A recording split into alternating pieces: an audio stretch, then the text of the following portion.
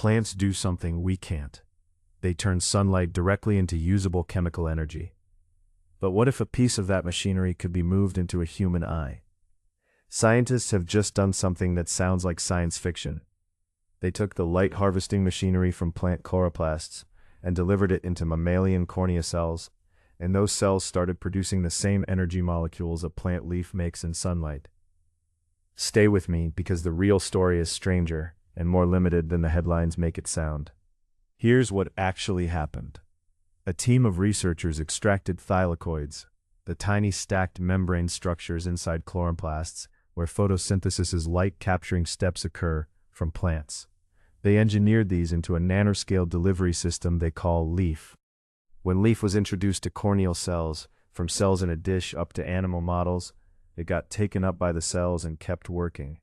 When hit with light, it generated NADPH and ATP, the two universal energy currency molecules cells use to power reactions and fight off damage.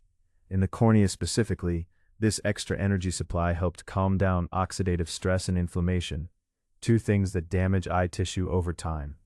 This was published in the journal Cell and peer-reviewed, but it's important to say clearly, this is a proof of concept study, not a demonstration of whole human eyes photosynthesizing. To understand why this matters, you need to know what photosynthesis actually is under the hood. It happens in two stages. First, the light-dependent reactions. Sunlight hits chlorophyll and other pigments packed into thylakoid membranes, and that energy gets converted into NADPH and ATP. Second, those molecules power the Calvin cycle, which builds sugars out of carbon dioxide. This new technology only borrows the first stage, the light-dependent reactions, not sugar building. That's actually clever, because NADPH and ATP aren't just plant currency. Every animal cell, including yours, uses the exact same molecules to power itself and to neutralize damaging oxygen radicals. So the researchers essentially asked, can we hijack this ancient, universal energy currency and just add a light-powered top-up generator to a human cell? It's a bit like realizing your phone and a solar panel use the same kind of battery and building an adapter so the panel can charge the phone directly.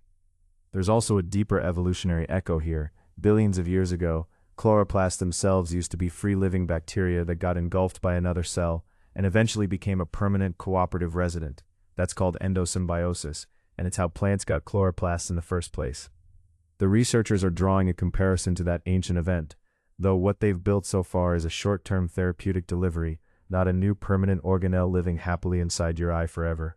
Why go to all this trouble for eyes specifically? The cornea is unusual. It has no blood vessels, so it relies heavily on outside oxygen and its own metabolism to stay healthy, and it's constantly bombarded by light and environmental stress. That makes it especially vulnerable to oxidative damage, which is involved in conditions like dry eye disease, corneal injury, and other degenerative eye conditions. Current treatments for oxidative damage in the eye are limited, mostly antioxidant eye drops or protective measures, not something that actively regenerates a cell's own energy supply. If a light-activated energy boost could reliably calm inflammation and reduce oxidative stress in damaged corneal tissue, that could open a genuinely new category of therapy, not just for eyes but potentially any tissue suffering from oxidative stress. That's the promise, but, and this is the medium confidence part the scientific reviewers flagged, we don't yet know how long this effect lasts, whether the immune system tolerates repeated doses of plant-derived material in human tissue over time, or whether this was tested in actual human patients versus cells in a dish and animal models. Those are not small details. They're the difference between a fascinating lab result and a treatment you could get at an eye clinic. So what happens from here?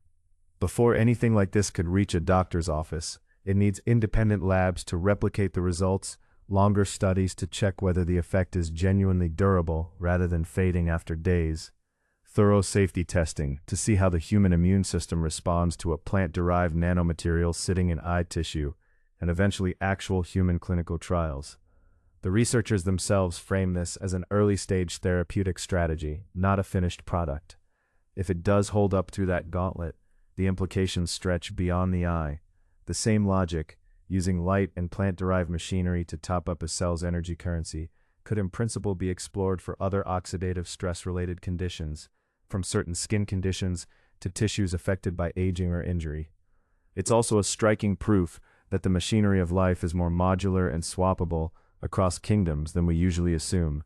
A piece of a plant's toolkit can be made to run, at least briefly, inside an animal cell. So, can your eyes photosynthesize? Not really, not yet, and maybe never in the way a leaf does. What scientists have actually shown is that a small borrowed piece of a plant's light-powered machinery can be delivered into human eye cells and nudge them toward making more of their own energy currency when light hits them, calming down damage in the process. That's not the eye becoming a leaf. It's something arguably more interesting. Proof that the boundary between plant biochemistry and animal biochemistry is thinner than we thought, and that with the right delivery system, we might be able to borrow tools that evolution built for one kingdom of life and put them to work in another. Whether that becomes real medicine will take years of careful science to find out. But the next time sunlight hits your eyes, there's now a real peer-reviewed reason to wonder exactly what's happening in there.